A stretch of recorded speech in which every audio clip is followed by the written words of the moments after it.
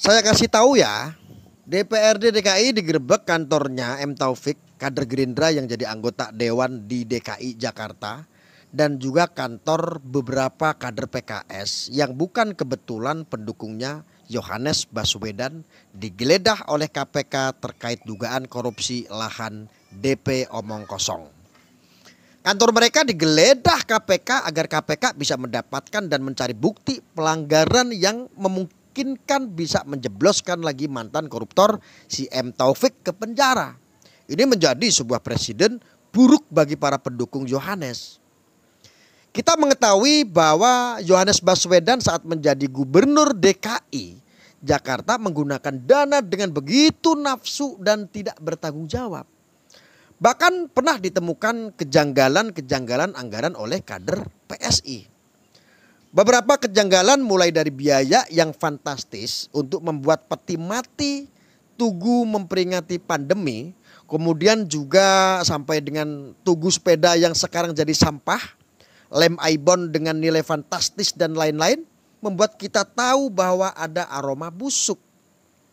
Selain itu, beberapa kejanggalan juga ditemukan saat anggaran beli robot pemadam kebakaran sangat tinggi.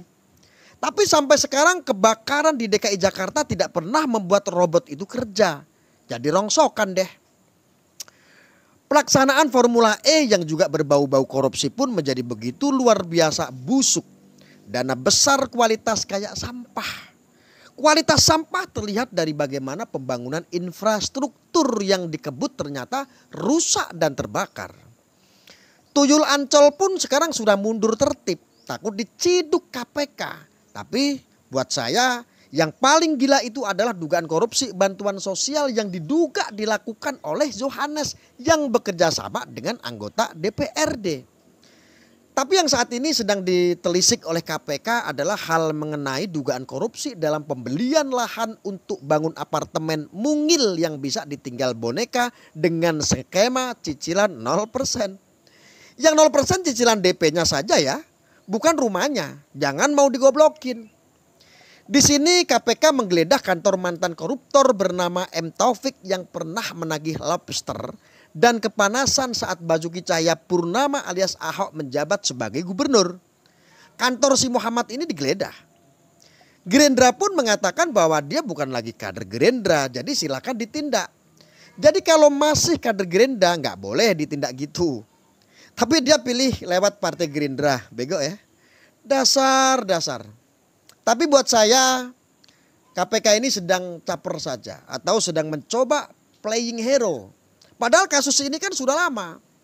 Apa karena KPK ditinggalkan novel Baswedan dan Febri Diansah sehingga KPK bisa buka file lama? Atau jangan-jangan KPK sedang menutupi kasus yang lebih besar lagi dari lahan DP 0%, yakni dugaan korupsi bansos yang bernilai triliunan. Berasnya busuk, Yohanesnya masih bisa silat lidah dan ngibul di luar negeri. Bagaimanapun KPK mencoba membela dan melindungi Yohanes Baswedan. Kita melihat bagaimana akhirnya KPK nggak berdaya untuk tidak memproses kasus dugaan korupsi dari kaumnya Baswedan. Lalu tambah lagi dengan orang yang dekatnya Yohanes Baswedan lah yang terus menerus dibongkar melakukan dugaan korupsi.